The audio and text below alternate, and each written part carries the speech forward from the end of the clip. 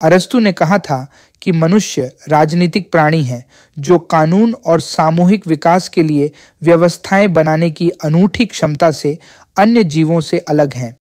हालांकि अरस्तु के पास आज जैसा वैज्ञानिक ज्ञान नहीं था। आधुनिक विज्ञान ने दिखाया है कि हमारा विकासवादी इतिहास अभी भी हमारे व्यवहार को आश्चर्यजनक रूप से प्रभावित करता है। हालांकि हम मानना चाहते हैं कि हम अन्य जानवरों से बिल्कुल अलग हैं, कुछ अवशेष लक्षण बने रहते हैं जो अक्सर तब उभरते हैं जब हम कम से कम उम्मीद करते हैं, जिसे हम कह सकते हैं दिमाग में छिपे हाथी। उदाहरण के लिए सोचें कि प्रमोशन के लिए कोशिश करते समय हम कितने अनुमानित हो जाते हैं, या लोग चमकदार कारें क्यों दिखाना पसंद करते हैं। यहाँ तक कि एक छोटी चिड़िया भी हमें साथी खोजने के बारे में कुछ सिखा सकती है।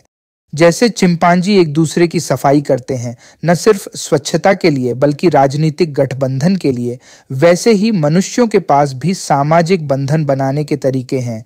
हालांकि हम शक्ति संबंधों के बारे में अधिक जागरूक हैं।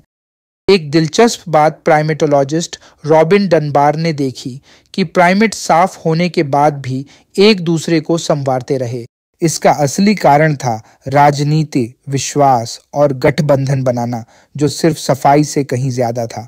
लेकिन चिंपांजी इन मकसदों के बारे में हमारी तरह जागरूक नहीं होते। वे सहज प्रवृत्ति से काम करते हैं, जबकि इंसान ज्यादा जटिल होते हैं।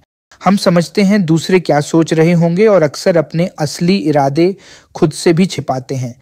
चिंपांजियों के उलट हम सामाजिक रणनीतियों से वाकिफ हैं, इसलिए हम अक्सर अपने इरादे छिपाते हैं। खासकर प्रतिस्पर्धा की बात हो तो हमारा ज्यादातर विकास सिर्फ कठोर माहौल में जीने के लिए नहीं था, यह एक दूसरे से होड़ करने के बारे में था। इस अंतर प्रजातीय प्रतिस्पर्धा ने हमारे बड़े दिमाग के विकास को जन्म दिया।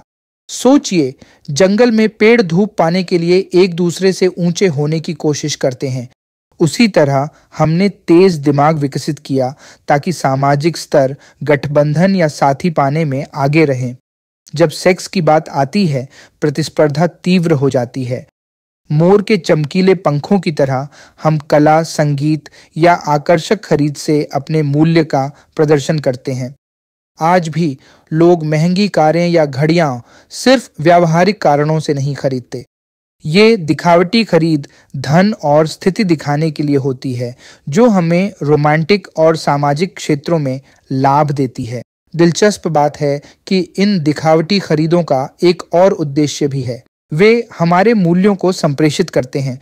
जैसे कोई इलेक्ट्रिक कार न सिर्फ पर्यावरण के लिए बल्कि एक खास छवि के लिए भी खरीद सकता है। अध्ययन बताते हैं कि जब लोग जानते हैं कि उन्हें देखा जा रहा है, वे हरित उत्पाद चुनते हैं। यह पर्यावरण से कम सामाजिक स्वीकृति से अधिक संबंधित है। कला संकेत देने का एक और रूप है। स्पष्ट जीवन रक्षा कार्य न होने के बावजूद मनुष्य हजारों वर्षों से कला का सृजन कर रहे हैं। विकासवादी मनोविज्ञान बताता है कि कला अतिरिक्त संसाधनों का प्रदर्शन है। यह दर्शाता है कि रचनाकार स्वस्थ, समृद्ध और ऊर्जावान है, जैसे बोवरबर्ड जो साथी आकर्षित करने के लिए घोंसला सजाता है।